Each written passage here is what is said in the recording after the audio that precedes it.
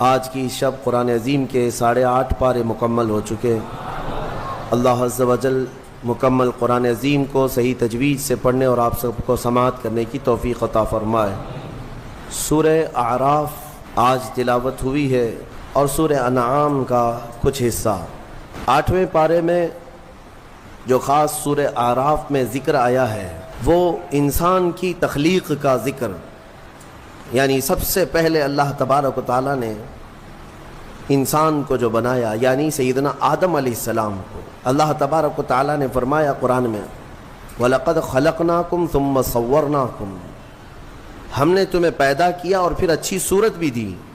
بلکہ قرآن میں مولا فرماتا ہے ثُمَّ قُلْنَا لِلْمَلَائِكَةِ اسْجُدُوا لِآدَمَ، پھر ہم نے فرشتوں سے کہا کہ تم آدم کو سجدہ کرو۔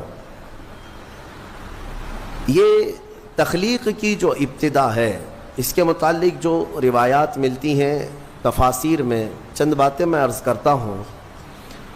آدم علیہ الصلاۃ والتسلیم کو جب پیدا کرنا اللہ تبارک و تعالیٰ نے ارادہ فرمایا تو فرشتوں سے فرمایا، فرشتوں سے یوں کہا کہ میں زمین میں اپنا ایک نائب بنانا چاہتا ہوں، اپنا خلیفہ۔ اب اندازہ کریں، انسان کو اللہ نے اپنا خلیفہ فرمایا۔ نائب کس بات کا؟ خلیفہ کیا ہوتا ہے؟ یعنی اللہ تبارک و تعالیٰ کے احکام کو زمین پر نافذ کرنے والا، اسی کو خلیفہ کہیں گے۔ خلیفہ کا مطلب وہ مت سمجھو آپ جو پیر صاحب کے خلیفہ ہوتے ہیں۔ اللہ تبارک و تعالیٰ کی رضا کے مطابق اس زمین پر زندگی گزارنے والا اور احکام الہیہ کو ہی نافذ کرنے والا وہ خلیفہ ہے زمین پر۔ تو فرشتوں سے جب اللہ نے یہ فرمایا تو فرشتوں نے کہا کہ اے رب، تو ایسے کو اپنا خلیفہ بنائے گا جو زمین میں جانے کے بعد قتل و غارت کرے گا، خون ریزیاں کرے گا، فساد کرے گا؟ ہم تو تیری اچھی تسبیح کرتے ہیں، ہم تیری پاکی بولتے ہیں۔ رب تبارک و تعالیٰ نے فرمایا انی اعلم ما لا تعلمون، جو میں جانتا ہوں وہ تم نہیں جانتے۔ یہاں سے کچھ باتیں سمجھ میں آتی ہیں۔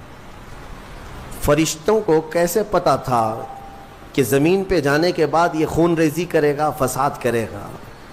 لوگ تو رسول کے علم غیب کا انکار کرتے ہیں، وہ تو فرشتوں کی بات ہے۔ ابھی انسان کو بنایا بھی نہیں ہے، زمین پہ بھیجا بھی نہیں ہے، اس سے پہلے ہی فرشتے کہہ رہے ہیں کہ ایسے کو تو خلیفہ بنائے گا جو زمین میں جانے کے بعد فساد مچائے گا۔ میرے عزیزو، فرشتوں نے جنات کے حالات کو دیکھا تھا۔ پہلے جنات بنائے گئے تھے، زمین پر بھیجے گئے تھے، انہوں نے خوب فساد مچایا، یہاں خوب قتل خون ریزیاں کیں، پھر زمین سے انہیں جزیروں کی طرف بھگایا گیا۔ تو تفسیر میں کہا گیا ان واقعات کو دیکھ کر شاید فرشتوں نے عرض کیا ہو، اور بعض نے فرمایا اتنا غیب کا علم تو اللہ نے فرشتوں کو بھی دیا کہ انسان کی وہ فطرت سے واقف تھے، اس لیے انہوں نے یوں کہا۔ اب اللہ تبارک و تعالیٰ نے جو فرمایا میں جو جانتا ہوں وہ تم نہیں جانتے، یقیناً حق ہے۔ پھر آدم علیہ السلام کو بنانے کا کام شروع ہوا۔ کیسے؟ فرمایا گیا زمین کی مختلف جگہوں کی مٹی اٹھانے کا حکم دیا گیا۔ زمین کی الگ الگ جگہ کی مٹی اٹھا لائیں۔ کئی روایات ہیں اس میں، جبرائیل علیہ السلام آئے، زمین کی الگ الگ جگہ سے مٹی وہ جمع کر رہے تھے، تو زمین نے بھی رونا شروع کیا کہ مجھ سے مٹی لے جا رہا ہو، اس سے انسان بنایا جائے گا، پھر یہ واپس آئے گا میرے ہی اوپر فساد کرے گا، خون ریزیاں کرے گا۔ پتہ چلا زمین کو بھی معلوم ہے، زمین کو بھی معلوم ہے بعد میں ہونے والی چیزیں۔ تو جب زمین نے رونا دھونا کیا تو یہ روایات بعض تفاسیر میں ہیں، میں صرف آپ کو اس کی صحت اور ضعف پر کلام نہیں کر رہا ہوں، عرض کر رہا ہوں۔ جبرائیل علیہ السلام واپس رب تعالیٰ کی بارگاہ میں آئے، عرض کیا کہ مجھے زمین پر بڑا ترس آیا، زمین پر بڑا رحم آیا، وہ مٹی چھوڑ آئے۔ اسی طرح کئی فرشتے آئے، میکائیل علیہ السلام، اسرافیل علیہ السلام، زمین کا وہی رونا دھونا تھا۔ پھر اسرائیل علیہ السلام آئے، جب زمین نے ان سے یہ کہا کہ کیوں اٹھا لے جاتے ہو، تو انہوں نے زمین کے رونے دھونے کا کچھ خیال نہیں کیا، وہ جگہ جگہ سے مٹی اٹھا لیا اور رب کی بارگاہ میں لے کر پہنچ گئے۔ مٹی لائی گئی مختلف جگہوں کی، اب اسے گوندھا گیا، مٹی کو گوندھا گیا۔ وہ پانی کیا تھا وہ اللہ بہتر جانے، جنتی پانی تھا۔ مٹی کو جب گوندھا گیا، یہ پورا پروسیس قرآن میں بیان کیا گیا ہے اور بعض احادیث میں بھی ہے۔ گوندھ کر کے جب اس کو تیار کیا گیا، پورا ایک پتلا، ایک شکل بن گئی، ایک شکل بن گئی، تو اب اسے سکھایا گیا۔ قرآن میں یہ بھی فرماتا ہے رب تعالیٰ وَلَقَدْ خَلَقْنَا الْإِنسَانَ مِنْ صَلْصَالٍ كَالْفَخَّارِ، یعنی بجتی ہوئی مٹی جو ہوتی ہے نا، مٹکا جیسے ٹک ٹک آواز آئے، بجتی ہوئی مٹی سے ہم نے انسان کو بنایا۔ جب پورا پتلا تیار ہوا، پھر اس پر بارش برسائی گئی، اس پر 40 دن تک بارش برسائی گئی مضبوط کرنے کے لیے۔ اب اس پتلے پر جو بارش برسی اس کے بارے میں بزرگوں نے فرمایا 40 دن کی بارش میں 39 دن تک غم کی بارش ہوئی، 1 دن خوشی کی بارش ہوئی۔ اس لیے انسان کی زندگی میں غم زیادہ ہے، خوشیاں کم ہیں۔ تو یہ 40 دن کی بارش کے بعد اب جب اس پوری شکل کو اللہ تبارک و تعالیٰ نے ترتیب دیا۔ ہاں ایک بات یہ بھی میں بتا دوں، اللہ تبارک و تعالیٰ قادر مطلق مسبب الاسباب، جب وہ دنیا کی تخلیق پر آئے تو کن کہے تو سب ہو جائے، کن فیکون۔ قرآن میں وہ رب تعالیٰ فرماتا ہے ہو جا تو سب ہو جاتے ہیں، ہو جا۔ زمین کو اس نے کہا ہو جا تو زمین بچھ گئی، ایسا نہیں کہ الگ الگ بیٹ ڈالا گیا ہو کہیں سے۔ رب تبارک و تعالیٰ وہ قادر مطلق ہے، کن سے ساری چیزوں کو وجود میں لے آئے۔ لیکن انسان کو جو بنایا گیا، یہاں پر بھی ہو سکتا ہے کہہ دیا جائے ہو جا تو ہو جاتا، تیار ہو جاتا، لیکن باضابطہ ایک پروسیس سے اسے گزارا گیا ہے، یہ اس کی شان کے لیے۔ اچھا یہ تو مجھے نہیں معلوم، ہاتھ بنائے گئے، پیر بنائے گئے، پیٹ بنایا گیا، گردن بنائی گئی، سب کچھ تو شکل دی گئی ہے نا، فرشتوں کے ذریعے سے دی گئی ہے۔ لیکن فرمایا گیا انسان کے چہرے کو اللہ نے اپنے دست قدرت سے بنایا، اسی لیے چہرے کو عیب مت لگاؤ کسی، یہ اللہ کی تخلیق ہے، اللہ کی تخلیق ہے۔ تم گالیاں دینے میں ایسے ہی کہہ دیتے ہو کہ ٹیڑھے چہرے والا، ہاں نکٹا، کنکٹا، یہ سب الفاظ ایسے ہیں جو اللہ کی تخلیق کو تم گالی دے رہے ہو۔ چہرے کو عیب لگانا اللہ کو ہرگز پسند نہیں، اللہ کی تخلیق ہے۔ اور یہ مختلف جو رنگوں کے لوگ پیدا ہوئے یہ مٹی کی وجہ سے ہے۔ زمین کی مٹی کہیں کی لال ہے، کہیں کی کالی ہے، کہیں کی پیلی ہے، کہیں کی سفید ہے۔ تو جس کے خمیر میں یعنی جس طرح کی مٹی زیادہ اثر کر گئی وہ رنگ وہ لے کر کے آتا ہے۔ انسانوں میں بھی کچھ کالے ہیں، کچھ گورے ہیں، کچھ لال ہیں، کچھ سانولے ہیں، الگ الگ شکلیں ہیں، اور الگ الگ یہ رنگ جو ہے یہ مٹی کی وجہ سے ہے۔ مٹی کی خاصیت جس پر جیسی ہوگی اس طرح کا وہ رنگ لے آئے گا۔ ہاں اسی لیے اس پر صبر بھی کر لے جاؤ جو رنگ تمہارے پاس ہے کہ یہ ہماری خمیر میں ہے، اس بات پر راضی ہو جاؤ کہ میرے مولا کی تخلیق ہے یہ، اور اس نے جیسا پسند کیا ویسے مجھے بنایا، بس اس بات پر صبر آ جائے گا۔ کوئی بھی اپنا چہرہ آئینے میں دیکھے تو دعا بھی میرے آقا نے کیا سکھائی پتہ ہے؟ دعا بھی چاہے کالے آدمی ہو، گورے آدمی ہو، کسی بھی طرح کے ہو، ایک ہی دعا حضور نے تعلیم دی، ایک ہی دعا۔ آئینہ دیکھو تو یہ دعا پڑھو، اللہم حسنت خلقی فحسن خلقی، اے اللہ تو نے میرا چہرہ کتنا اچھا بنایا ہے، مولا اسی طرح میرے اخلاق بھی اچھے بنا دے۔ یہ دعا حضور نے فرمائی۔ تو کیا کالا آدمی یہ دیکھ کر کے دعا نہیں کرے گا؟ سانولا نہیں دعا کرے گا؟ ہر آدمی یہی دعا کرے گا کہ اے اللہ تو نے میرا چہرہ کتنا اچھا بنایا، کتنا اچھا بنایا۔ ہاں دعا یہی کیا کرو کہ اللہ نے سب کے چہرے اچھے بنائے، تمہیں اندازہ نہیں ہے۔ اور چہرے کو عیب لگانا اتنا گناہ ہے۔ میں آپ کو بتاؤں، آپ کی کیفیت جو ہے نا، آپ کی کیفیت، آپ اتنے خوبصورت ہیں، اتنے خوبصورت ہیں جس کا آپ کو خود کو اندازہ نہیں ہے۔ خلیفہ ہارون رشید نے اپنی بیوی سے ایک دن رات میں 14ویں کا چاند چمک رہا تھا، باہر یہ لوگ رات میں سوئے ہوئے تھے، بادشاہوں کو ایسی کبھی نہ کبھی شرارت سوچتی ہے، کہہ دیا کہ بیگم اگر تو یہ 14ویں کے چاند سے زیادہ خوبصورت نہیں نکلی تو تجھے طلاق. اگر بیوی اس سے زیادہ خوبصورت نہیں نکلی تو تجھے طلاق. آپ یہ جملہ نہ کہیں. وہ خلیفہ تھا, وہ بادشاہ تھا, اس نے کہا. اب طلاق کا لفظ یہ معمولی نہیں, یہ گالی نہیں ہے, یہ گولی ہے. ہاں, بعض لوگ یہ سمجھتے ہیں گالی دینے کے لیے بیوی کو طلاق کہا ہے. میاں گالی نہیں ہے, یہ رشتے ختم ہو جاتے ہیں. دوسرے دن یہ مسئلہ اٹھا, ملکہ نے, بیگم نے مسئلہ رکھا کہ آخر میری طلاق ہوئی یا پھر میں نکاح میں ہوں. یہ کیسے پتا چلے گا کہ میں چاند سے زیادہ خوبصورت ہوں کہ نہیں؟ یہ کون بتائے گا؟ تو بہت سارے علماء اس بحث میں مشغول ہو گئے. سبوں کو عاجزی آ گئی. بڑے فقیہ تھے اس زمانے میں, ایک بہت بڑے فقیہ. ان کے پاس جب یہ مسئلہ پہنچا, غالباً امام شافعی رحمۃ اللہ, تو ان کے پاس یہ مسئلہ پہنچا. انہوں نے پوچھا کہ کیا مسئلہ ہے؟ کہا کہ ایسے ایسے خلیفہ ہارون رشید نے کہا ہے. تو انہوں نے پورا مسئلہ سننے کے بعد کہا جاؤ طلاق نہیں ہوئی. کہا وہ کیسے؟ کہا اس لیے کہ زبیدہ ہی نہیں, بہت سارے لوگ چاند سے زیادہ خوبصورت ہیں. کیوں؟ کہا قرآن میں اللہ نے فرمایا لقد خلقنا الانسان فی احسن تقویم, ہم نے انسان کو سب سے اعلیٰ صورت میں پیدا کیا ہے. سب سے اعلیٰ کا مطلب وہ چاند سے بھی اعلیٰ, چاند سے بھی حسین پیدا کیا ہے. تو ہر انسان کو اللہ تعالیٰ نے چاند سے بھی زیادہ اعلیٰ صورت عطا کیا ہے. لہذا چہروں کو عیب لگانا چھوڑ دو اور اللہ تبارک و تعالیٰ کی رضا پر راضی رہو. اب آگے کی بات سنیں.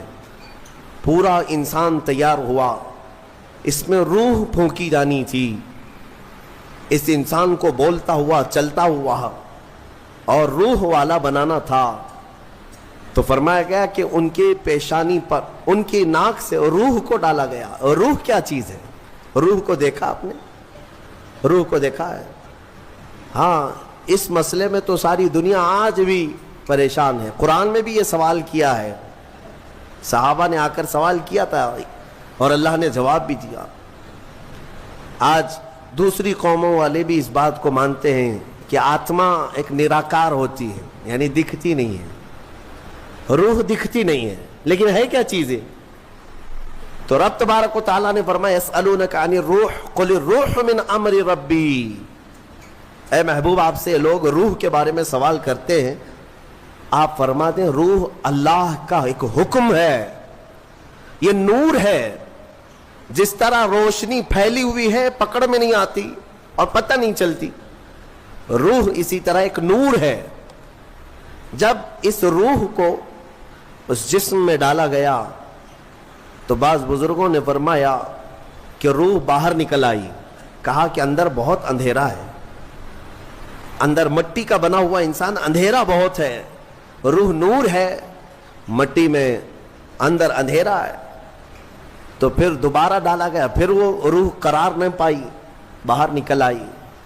تو مفسرین فرماتے ہیں پھر آدم علیہ السلام کی پیشانی پر نور محمدی کو رکھا گیا.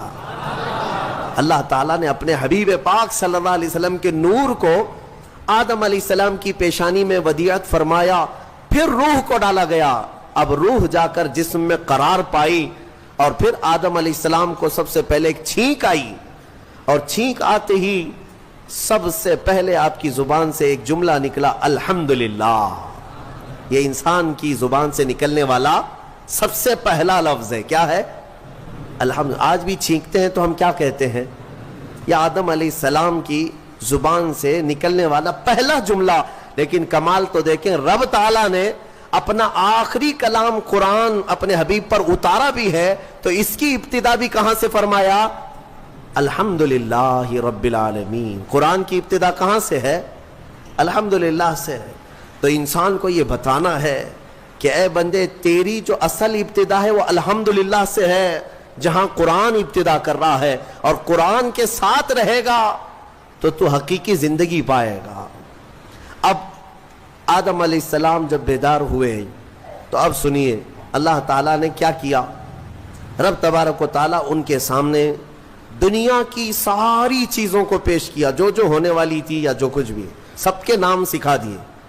وعلم آدم الاسماء کلہا، سب چیزوں کے نام آدم علیہ السلام کو سکھا دیے، درخت، پودا، پھل پھول، زمین، آسمان، چاند، تارے، سمندر، مچھلیاں، جنات، انسان، ہر ایک چیز کا نام، جو بھی دنیا میں چیزیں ہیں سب کے نام۔ اب مسئلہ یہ تھا کہ فرشتے جو پوچھ رہے تھے نا ایسے کو کیوں خلیفہ بنائے گا، اب فرشتوں کو اللہ نے بلایا، آؤ، پھر یہ دنیا کی چیزوں کو فرشتوں کے سامنے پیش کیا گیا، بتاؤ اس کا نام کیا ہے، اس کا نام کیا ہے۔ نئی نئی چیزیں فرشتوں کے سامنے پیش کی گئیں تو فرشتے کہنے لگے قالوا لا علم لنا الا ما علمتنا، مولا ہم کو تو اتنا ہی معلوم جتنا تو نے سکھایا، یہ سب چیزوں کا تو علم نہیں ہے، ہمیں پتہ نہیں ہے۔ تو پھر آدم علیہ السلام سے کہا گیا آدم تم بتاؤ، انبئہم باسمائہم، آدم ان کو یہ سب چیزوں کے نام بتاؤ۔ آدم علیہ السلام نے ناموں کی ابتدا جو کی، حدیث میں ہے، موجود ہے تفسیر میں، ساری دنیا کی چیزوں کے نام آدم علیہ السلام نے فرشتوں کے سامنے بتا دیے۔ جب ساری چیزوں کے نام بتا دیے تب فرشتوں کو حکم ہوا اب آدم کو سجدہ کرو۔ آدم علیہ السلام کے سامنے سارے فرشتے جھک گئے، سجدے میں چلے گئے۔ لیکن ایک بات بتا دوں، یہ سجدہ تعظیم کا تھا، عبادت کا نہیں۔ عبادت کا سجدہ کس کے لیے ہے؟ صرف اللہ کے لیے۔ سنی جانتے ہیں الحمدللہ اللہ کے علاوہ کسی کو سجدہ جائز ہے؟ نہیں جائز، صرف سجدہ اللہ کا ہے۔ لیکن آدم علیہ السلام کو جو سجدہ کرایا گیا تھا وہ تعظیم کا سجدہ تھا۔ اب حکم جو ہوا ہے وہی قرآن میں آج ہم نے پڑھا ہے۔ اللہ نے فرمایا سب کے سب سجدہ کرو، سب سجدے میں چلے گئے۔ پتہ ہے ایک تھا ابلیس جو غرور کی وجہ سے سجدہ نہیں کیا، کھڑا رہا۔ ابلیس کون ہے؟ یہ شیطان جس کا نام عزازیل، یہ کون ہے؟ فرشتوں کو تعلیم دینے کے لیے اس کو مامور کیا گیا تھا، اس کو معلم الملائکہ کہتے ہیں۔ بعضوں نے اس کو فرشتوں میں شمار کیا، لیکن مفسرین کی اکثر رائے یہ ہے کہ وہ جنات میں سے تھا۔ ابلیس کس میں سے تھا؟ جنات میں سے تھا، لیکن فرشتوں کے ساتھ رہتا تھا اس لیے حکم اسے بھی تھا۔ حالانکہ وہ اللہ کی بہت عبادت کیا ہے، بہت عبادت، اتنی عبادت کیا ہے کہ اس کے سجدے اگر زمین پر پھیلا دیے جائیں تو ایک رائی کے دانے کے برابر بھی جگہ خالی نہیں ہوگی، اتنے سجدے اللہ کے کر چکا، لیکن اس وقت سجدہ نہیں کیا۔ تو رب تعالیٰ نے سوال فرمایا قال ما منعک الا تسجد اذ امرتک، تو سجدہ کیوں نہیں کیا جبکہ میں نے تجھے حکم دیا تھا؟ قال انا خیر منہ، کہنے لگا اے مولا میں اس سے بہتر ہوں، آدم سے میں بہتر ہوں۔ خلقتنی من نار وخلقتہ من طین، تو نے مجھے آگ سے بنایا ہے اور اسے مٹی سے بنایا ہے۔ آگ بلند رہتی ہے، مٹی نیچے رہتی ہے، بلند آدمی نیچے والے کو سجدہ کیسے کرے؟ ہاں یہی غرور ہے۔ اب اس سے پتا چلا کہ کائنات کا سب سے پہلا گناہ وہ تکبر ہے، غرور، گھمنڈ، میں پن، کہ میں یہ ہوں اس کے سامنے کیوں جھکوں۔ یہ ابلیس کی یہیں سے خصلت شروع ہوئی۔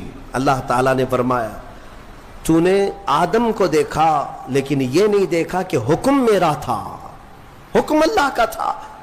فاخرج منہا فإنک رجیم، آج سے تو ہمارے دربار سے نکل جا اس لیے کہ تو مردود ہو گیا۔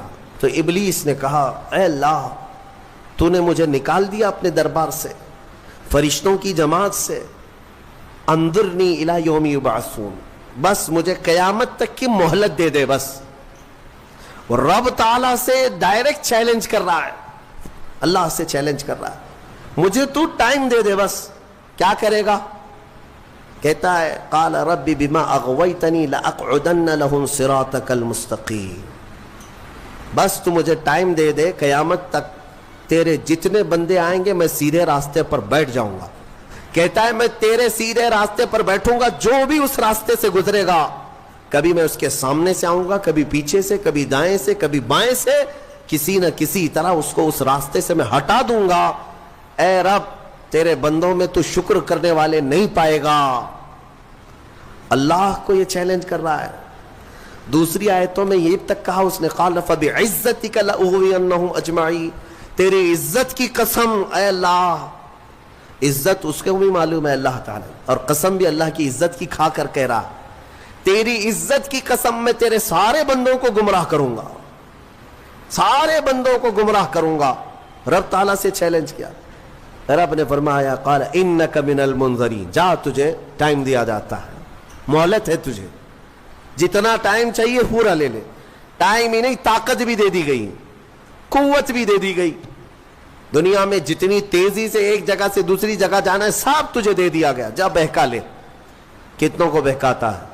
ان عبادی لیس لک علیہم سلطان، اللہ فرماتا ہے تو پوری کوشش کر لے، میرے کچھ بندے ایسے ہوں گے جن پر تیرا داؤ نہیں چلے گا، نہیں چلے گا، تیرا داؤ نہیں چلے گا. رب تعالیٰ نے بھی فرمایا تو پوری کوشش کر لے لیکن تیرا داؤ میرے کچھ بندوں پر نہیں چلے گا. وہ کون سے بندے ہیں؟ ان بندوں کے بارے میں ابلیس بھی مان گیا، شیطان بھی مانا، کہنے لگا ہاں ہاں ہے تیرے کچھ بندے. وہ کون ہیں؟ الا عبادک منہم المخلصین، یہ وہ بندے، ہاں مولا تیرے کچھ بندے ایسے ہوں گے جن پر میرا داؤ نہیں چلے گا. وہ کون ہے؟ وہ بندوں کی جماعت کو مخلصین کی جماعت کہا جاتا ہے کہ وہ اگر عبادت کرتے ہیں تو نہ ادھر دیکھتے نہ ادھر دیکھتے ہیں، وہ خالص تیری رضا کے لیے کرتے ہیں. تو جو لوگ دنیا میں صرف اور صرف اللہ کی رضا کے لیے نیک کام کرتے ہیں، یقین کے ساتھ میں کہتا ہوں ان پر شیطان کا داؤ بھی نہیں چلے گا.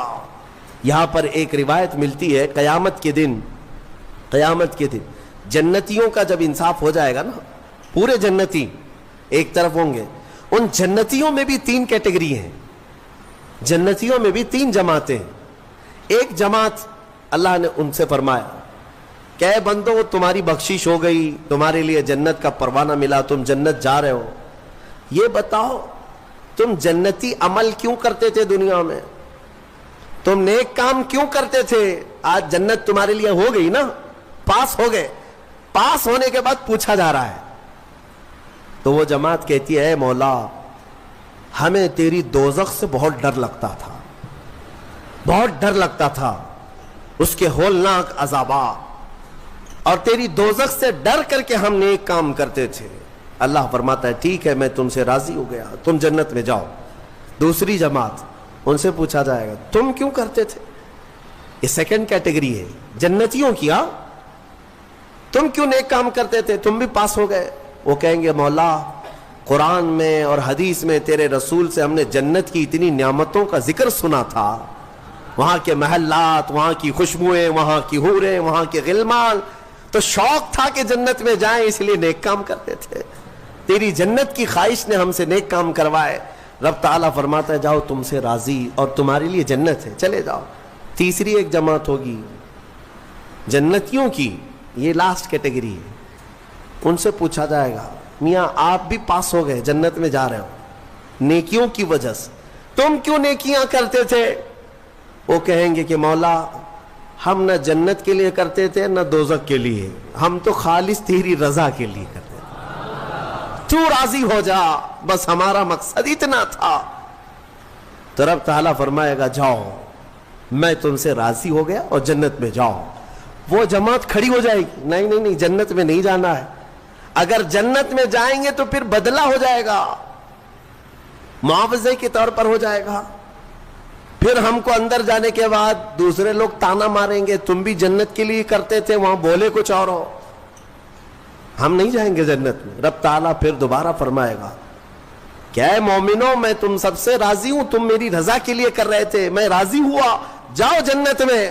وہ کہیں گے مولا نہیں جنت میں جائیں گے تو پھر یہ مسئلہ آ جائے گا کہ تم جنت کے لیے کیا کرتے تھے، ہم تو تیری رضا کے لیے کرتے تھے. یہاں تک کہ روایت میں فرمایا گیا فرشتوں کو حکم ہوگا کہ ان کو بیڑیاں پہنا اور کھینچ کے جنت میں لے جاؤ. یہ مخلصین کی جماعت تھی، یہ لالچ میں عبادت نہیں کیے اور نہ ہی ڈر کر کے کیے، یہ خالص اللہ کی رضا کے لیے. اور اسی جماعت کے بارے میں شیطان بھی کہتا ہے ان پر میرا داؤ نہیں چل سکے گا، ان پر میرا حربہ نہیں چل سکے گا، اس لیے میں مومنوں سے گزارش یہ کرتا ہوں کہ اعمال میں اخلاص پیدا کرو. اخلاص صرف اور صرف اللہ کے لیے، نہ کسی کو ڈر کر، نہ کسی کے لیے عبادتیں نہیں، اللہ کے لیے. تم اپنی آخرت کو سوچو.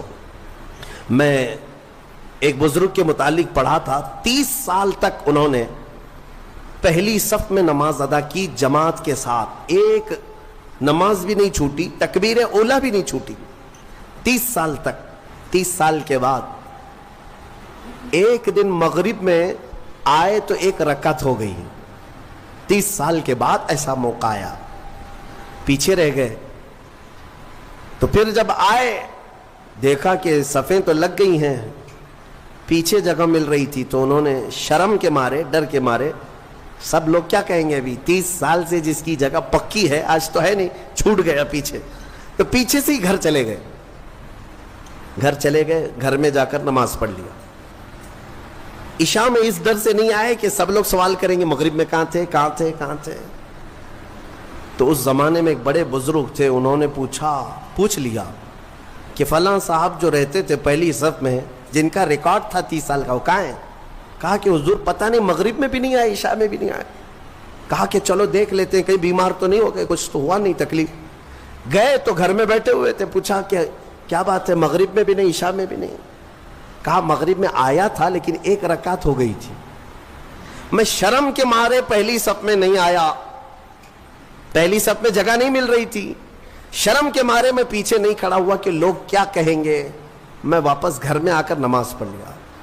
اس بزرگ نے ان سے کہا جو 30 سال کی عبادت کر چکے تھے، کہا کہ اے بندے، جا پچھلے 30 سال کی نمازوں کو پھر سے ریپیٹ کر لے، دوہرا لے، اس لیے کہ جو تو نے نمازیں پڑھی وہ صرف اسی نیت سے پڑھی کہ لوگ کیا کہیں گے، لوگ کیا کہیں گے. تجھے اس بات کا خیال نہیں ہے کہ تو عبادت اللہ کے لیے کرتا ہے، جا پچھلے 30 سال کی نمازیں اعادہ کر لے، پھر سے پلٹا لے. عزیزان گرامی، اخلاص ایک بڑی دولت ہے، اللہ تعالیٰ اپنے مخصوص بندوں کو عطا کرتا ہے. بات میں یہاں پر سمیٹتا ہوں کہ ابلیس لعین آدم علیہ السلام کو سجدہ نہ کیا، غرور اور گھمنڈ میں اللہ تبارک و تعالیٰ سے چیلنج کر کے نکلا. اسے اللہ نے ٹائم دیا، وقت دیا قیامت تک کا، اور وہ بہکاتا گھوم رہا ہے ابھی بھی. ہاں بس رمضان میں قید ہوا ہے، رمضان میں شیاطین کو قید کیا گیا، یہ حدیث پاک سے ثابت ہے. ابھی تو ہے نہیں، ہماری محفل میں بھی نہیں ہے، اور ابھی رمضان میں کہیں ہے نہیں. لیکن پھر بھی کچھ لوگ ابھی بھی روزہ چھوڑتے ہیں. یہ کون سے شیطان ہیں؟ نماز میں نہیں آتے، پھر یہ کون ہے؟ ان کو کون سلاتا ہے؟ ان کو کون؟ شیطان کا کوئی خلیفہ ہے؟ شیطان کسی کو اپنی ڈیوٹی دے کر کے گیا ہے؟ یہاں پر نفس امارہ ہے، وہ ہر ایک کے اندر ہے. انشاءاللہ پھر آگے کبھی میں عرض کروں گا، وہ ہر انسان کے پاس ہے. جس نفس نے شیطان کو بھی گمراہ کیا تھا وہ نفس تو ہمارے پاس ہے. نفس ایک بہت ہی خطرناک چیز ہے. اسی سے لڑنے کو میرے آقا نے جہاد اکبر کہا. جو اپنے نفس کے خلاف لڑائی کرے گا وہ جہاد اکبر ہے، بڑا جہاد ہے. تو بہرحال آدم علیہ الصلاۃ والتسلیم کی پیدائش ہوئی اور آپ کو وہاں سے جنت میں رکھا گیا. اب یہاں پر کچھ باتیں مجھے عرض کرنی ہے، وہ یہی ہے کہ آدم علیہ السلام کو جب ساری چیزوں کے نام بتائے گئے اور سب کچھ علم دیا گیا اور پھر جنت میں رکھا گیا. جنت کیسی ہے؟ وہاں کسی چیز کی کمی ہے؟ کوئی چیز کی کمی نہیں، ساری نعمتیں ہیں. لیکن اس کے باوجود آدم علیہ السلام کو کچھ بے قراری تھی. کیوں؟ اس لیے کہ انسان جو ہے تنہا نہیں رہتا، انسان کو کوئی دوسرا انسان چاہیے. انس سے بنا ہے انسان، انس کہتے ہیں محبت کو، اس کے فطرت میں ہے یہ. تو آدم علیہ السلام کو جو یہ بے قراری تھی وہ تنہا ہونے کی. پھر ایک دن اللہ رب العزت نے ان کی بائیں پسلی سے کچھ حصہ نکالا اور اس سے ایک عورت کو بنایا گیا، وہ حضرت حوا تھی. ہاں اتنی بات میں آپ کو بتا دوں، آدم علیہ السلام کی پیدائش وہ کس جگہ ہوئی اللہ بہتر جانے، کوئی تو جگہ ہوگی، لیکن عورت کی پیدائش تو جنت کے اندر ہوئی. کہاں ہوئی ہے؟ جنت کے اندر ہوئی ہے. ہاں جنت میں پیدا ہوئی ہے عورت، یہ اس کا مقام ہے، اور یہ جنتی چیز ہے۔ اللہ تبارک و تعالیٰ نے اس میں جو خوبصورتی رکھی ہے عورت کے اندر، وہ جنت کی کشش ہے۔ جب حضرت آدم علیہ السلام حضرت حوا کو دیکھتے ہیں، آپ کو پتہ ہے حضرت حوا دنیا کی سب سے خوبصورت عورتوں میں سے ایک ہے، سب سے خوبصورت تھی۔ آدم علیہ السلام ان کی طرف ہاتھ بڑھانے لگے، رب تعالیٰ کا حکم ہوا آدم تمہارے لیے حلال نہیں، تم اس کا مہر ادا کرو، مہر ادا کرو۔ مہر دینا یہ جنتی قانون ہے، آج بھی ہمارے نکاح میں مہر رکھا جاتا ہے۔ آدم علیہ السلام نے عرض کیا کہ مولا میں یہاں کس چیز کا مالک ہوں، کیا چیز مہر میں دوں؟ رب تبارک و تعالیٰ نے فرمایا آدم تمہاری اولاد میں اخیر زمانے میں میرا ایک محبوب نبی پیدا ہوگا جس کو آسمانوں میں احمد زمینوں میں محمد کہا جائے گا۔ آدم تم اس پر 20 بار درود بھیجو، یہ حوا کا مہر ہو جائے گا۔ شیخ عبدالحق محدث دہلوی رحمۃ اللہ علیہ نے بھی اس کو لکھا ہے، آپ اندازہ کرو ہماری ماں کا مہر درود پاک ہے، ہماری ماں ہمارے باپ کے لیے حلال ہوئی تو درود کے صدقے میں حلال ہوئی، اور جس کو درود سے چڑ ہے اسے سوچنا چاہیے کہ حلال ہونے کا طریقہ آدم علیہ السلام کے لیے حضرت حوا درود رکھا گیا۔ درود کے منکر تو کہاں جائے گا کہ اپنے ماں باپ کے بارے میں شک کرے گا؟ آدم علیہ السلام اس کے بعد حضرت بی بی حوا کو چھوتے ہیں، دونوں مزے سے رہ رہے تھے۔ قرآن میں اللہ فرماتا یا آدم اسکن انت وزوجک الجنت فکلا منہا حیث شئتما، رب فرماتا ہے تم اور تمہاری بیوی جنت میں رہو، جو چاہے کھاتے رہو، جہاں سے من کرے کھاؤ، جنت میں گھومتے رہو پھرتے رہو، ساری چیزیں تمہارے لیے اب حلال ہیں۔ لیکن رب نے فرمایا تھا وَلَا تَقْرَبَ هَذِهِ الشَّجَرَةَ، ایک درخت ہے اس کے قریب مت جانا، اللہ کی طرف سے منع تھا۔ وہ درخت کے قریب جانے کی ممانعت آئی تھی تو ہوا کیا، ابلیس لعین جو بارگاہ سے مردود ہو گیا تھا، اب اس کی ڈیوٹی ہو گئی تھی کہ آدم علیہ السلام کو بہکائیں۔ اس وقت تک وہ فرشتوں میں بھی جاتا آتا تھا، جنت کے دروازے تک بھی پہنچتا تھا۔ روایات یہ بتاتی ہیں کہ ایک دن جنت کے قریب وہ گیا، آدم علیہ السلام اور حضرت حوا کو بلایا، کہا کہ تمہیں پتہ ہے اس درخت کے قریب جانے سے کیوں منع کیا گیا ہے؟ آدم علیہ السلام نے پوچھا کیا بات ہے؟ کہا اس درخت میں ایک پھل ہے، اگر تم کھا لو گے نا الا ان تکونا ملکین او تکونا من الخالدین، تم یا تو فرشتے بن جاؤ گے یا ہمیشہ جنتی بن جاؤ گے، ہاں اگر کھا لیے تو ہمیشہ کا ہو جائے گا، پکے ہو جاؤ گے، اس لیے تمہیں روکا گیا ہے۔ آدم علیہ السلام اس کی باتوں میں نہیں آئے، لیکن اندر آنے کے بعد حضرت حوا بار بار کہنے لگیں آدم علیہ السلام سے کہ ایک بار پھل کھا کے تو دیکھتے ہیں، کھا کر کے تو دیکھتے ہیں۔ حضرت آدم علیہ السلام نے منع کیا، رب تبارک و تعالیٰ نے قریب جانے سے منع کیا ہے، وَلَا تَقْرَبَ هَذِهِ الشَّجَرَةَ۔ اب یہاں پر شیطان نے ایک لاجک سکھائی، منطق، ہاں قریب جانے سے منع کیا نا، درخت کا پھل کھانے سے تھوڑی نہ منع کیا۔ تو حضرت بی بی حوا نے پھل توڑ کر کے آدم علیہ السلام کو بھی پیش کیا، خود بھی کھائیں۔ جیسے ہی ان دونوں نے کھائے، قرآن میں اللہ فرماتا ہے دونوں کے کپڑے اتر گئے، لباس اتار لیا گیا، پورا کا پورا لباس اتار لیا گیا۔ جنت کے کچھ درختوں کے پتوں سے انہوں نے اپنا جسم چھپایا، پھر فوراً حکم آیا اللہ کا، قال اہبطوا، اتر جاؤ تم سب کے سب، تم سب اتر جاؤ جنت سے، زمین پر جاؤ، اس لیے کہ اللہ تعالیٰ نے جس چیز سے روکا تھا تم نے وہ کھا لیا۔ آدم علیہ السلام کو بھی اتارا گیا، بی بی حوا کو بھی اتارا گیا، جنت میں اور جنہوں نے ان کا تعاون کیا تھا سب کو اتارا گیا، زمین پر بھیج دیا گیا، اور پھر الگ الگ آدم علیہ السلام کو سرندیپ پہاڑ پر جو سری لنکا میں ہے آج، حضرت حوا کو جدہ میں سعودی عرب میں، اتنا لمبا فاصلہ، اور پوری بھری دنیا میں دو ہی لوگ ہیں اور ایک ادھر ایک ادھر، رب تبارک و تعالیٰ نے اتارا اور پھر یہ فرمایا ایک مدت تک تم کو زمین میں ٹھہرنا ہے اور پھر میری طرف لوٹ کر کے آنا ہے۔ آدم علیہ السلام اس بات پر روتے رہے، بہت روئے، تقریباً 350 سال روئے۔ سب سے زیادہ رونے والوں میں آدم علیہ السلام کا نام آتا ہے۔ پھر ایک دن ایسا ہوا کہ آدم علیہ السلام نے اللہ تعالیٰ کی بارگاہ میں یوں عرض کیا کہ جب میری آنکھ کھلی تھی، سب سے پہلے حضرت آدم علیہ السلام کی روح ڈالی گئی، آنکھ کھلی تھی، تو سب سے پہلے آدم علیہ السلام کی نظر جس چیز پہ پڑی تھی وہ لا الہ الا اللہ محمد الرسول اللہ۔ اللہ تعالیٰ نے اپنے نام کے ساتھ ایک اور نام رکھا تھا۔ آدم علیہ السلام نے اللہ کی بارگاہ میں یوں عرض کیا کہ مولا، جس کا نام تو اپنے نام کے ساتھ آسمانوں میں رکھا، اس کے طفیل میری توبہ قبول فرما۔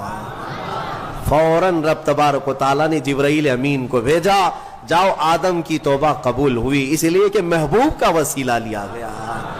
ہاں، اسی لیے ہمارے امام بریلی کے تاجدار فرماتے ہیں، وہ جہنم میں گیا جو ان سے مستغنی ہوا، ہے خلیل اللہ کو حاجت رسول اللہ کی۔ یہ اتنا ہی نہیں میرے عزیزو، تمہیں کیا خبر، قیامت کے دن کے بارے میں بھی اعلیٰ حضرت فرماتے ہیں، خلیل و نجی مسیح و صفی سبھی سے کہیں نہ بنی۔ قیامت کے دن یہ قوم کہاں جائے گی؟ سارے نبیوں کے پاس جائے گی، سب کیا کہیں گے؟ میرے علاوہ کسی اور کے پاس جاؤ۔ ہاں، حضور فرمائیں گے آؤ میں تمہاری شفاعت کے لیے ہوں۔ اس کو اعلیٰ حضرت فرماتے ہیں، خلیل و نجی مسیح و صفی سبھی سے کہیں نہ بنی، یہ بے خبری کی خلق پھری کہاں سے کہاں تمہارے لیے۔ حضرت آدم علیہ السلام کی توبہ قبول ہوئی، اس کے بعد آپ کو حکم ہوا حج پہ جانے کا۔ آپ حج کے لیے آئے، کعبہ اس وقت موجود تھا، فرشتوں کا تعمیر کیا ہوا تھا۔ آدم علیہ السلام سفر کر کے گئے حج کے لیے۔ یہاں سے ایک بات میں عرض کرتا ہوں، دنیا کا پہلا حج ہندوستان کی سرزمین سے ہوا۔ آدم علیہ السلام اسی زمین سے گئے، اور ہمارے لیے فخر کی بات یہ ہے کہ یہ ہندوستان ہمارے باپ کی زمین ہے۔ ہاں، آدم علیہ السلام باپ ہے کہ نہیں ہے؟ ہمارے باپ کی زمین ہے۔ الحمدللہ ہم اپنے باپ کی زمین پر قائم ہیں، ہاں، کسی کے باپ کی نہیں ہے۔ اور فخر سے رہو، خوشی سے رہو، اللہ تبارک و تعالیٰ نے زمین پر تمہیں قرار دیا۔ آدم علیہ السلام جب وہاں پہنچے تو عرفات کے میدان میں حضرت حوا سے ملاقات ہوئی۔ پھر اس کے بعد زندگی کی ابتدا ہوئی، اولاد شروع ہوئی آدم علیہ السلام کی، پھر نسل انسانی کا ایک بہت بڑا سلسلہ شروع ہوا، اور اسی نسل انسانی کی برکت ہے کہ ہم اور آپ زمین پر آج موجود ہیں، اسی آدم علیہ السلام کی نسل سے۔ ایک اور بات خاص طور پر عرض کرنا ہے، وہ یہ ہے کہ آدم علیہ السلام کہاں سے اتارے گئے تھے؟ میں نے ابھی آپ کے سامنے عرض کیا، کہاں سے اتارے گئے تھے؟ جنت سے اتارے گئے تھے، جنت سے اتارے گئے، اور جہاں سے آئے ہیں وہیں پر جانا چاہیے۔ اسی لیے کہا گیا انسان کو کہ تیرا اصلی وطن جنت ہے۔ تیرا اصلی وطن کیا ہے؟ جنت ہے۔ بچہ جب ماں کے پیٹ سے پیدا ہو کر کے دنیا میں آتا ہے تو روتا آتا ہے نا، دیکھا ہے نا آپ نے، روتے ہوئے آتا ہے۔ کیوں روتے ہوئے آتا ہے؟ بزرگوں نے فرمایا، خود میرے مرشد گرامی حضور تاج الشریعہ رحمۃ اللہ تعالی تشریف فرماتے تھے کہ بچہ روتا ہوا اس لیے آتا ہے کہ اس کا اصلی وطن چھوٹ گیا۔ کون سا؟ جنت میں تھی، ہماری روحیں آنے سے پہلے کہاں تھی؟ جنت میں تھی۔ اصلی وطن جب بھی چھوٹتا ہے تو روتا ہوا آتا ہے، اور اسی لیے شاعر کہتا ہے، شاعر کیا کہتا ہے؟ اے انسان تجھے معلوم ہے جب تو پیدا ہوا تھا سب ہنس رہے تھے اور تو رو رہا تھا۔ اے انسان اب زندگی ایسی گزار کر جا کہ جب تیرے جانے کا وقت ہو تو سب رو رہے ہو اور تیرے لبوں پہ مسکراہٹ ہو، تو ہنستا ہوا جا۔ کون ہنستا ہوا جائے گا؟ جسے اپنے وطن پر جانے کا شوق ہو۔ ہاں، اسی لیے جنت کی خواہش بھی رکھو کہ میرا اصلی وطن ہے، اور کام بھی وہی کرو تاکہ مرنے کے وقت لال پیلے نہ ہو، لبوں پر مسکراہٹ ہو۔ اسی لیے بہتوں کو مرتے وقت مسکرانا یہ ہمارے اختیار میں نہیں ہے۔ ہاں، تم چاہو گے تو مسکرا لیں گے۔ ابھی ہم بیٹھے ہیں، ہنسنے کے لیے بولوں گا تو پورا پھاڑ کر کے ہنسیں گے، ہو سکتا ہے ابھی اختیار ہے، لیکن موت کے بستر پر میاں کسی کے اختیار میں نہیں۔ ہاں، بس وہی ہنسے گا جو زندگی بھر جنت میں جانے کی تیاری کرتا تھا اور مولا اسے موت سے پہلے جنت دکھا رہا ہو اور وہ ہنس رہا ہو، بس وہی ہنسے گا، باقی کسی کے کنٹرول میں نہیں ہے۔ ہمارے باپ آدم علیہ السلام जन्नत से आए थे और फिर वो वापस जन्नत में ही जाएंगे। आदम अलैहिस्सलाम भी, नूह अलैहिस्सलाम भी, मूसा व ईसा भी, इब्राहिम व इस्माइल भी अलैहिस्सलाम, और खुद मेरे आका व मौला सैयदना मुहम्मदुर रसूलुल्लाह सल्लल्लाहु अलैहि वसल्लम जन्नत ही में जाएंगे। तो हम जिनकी उम्मत हैं, हमारे लिए यही फर्ज है कि हम भी वहीं जाएं जहां हमारे रसूल जाएंगे। और जन्नत के काम शुरू करो, नेकियां करो। अल्लाह तबारक व तआला हम सबको इस्लाह की तौफीक अता फरमाए। मरने से पहले मौला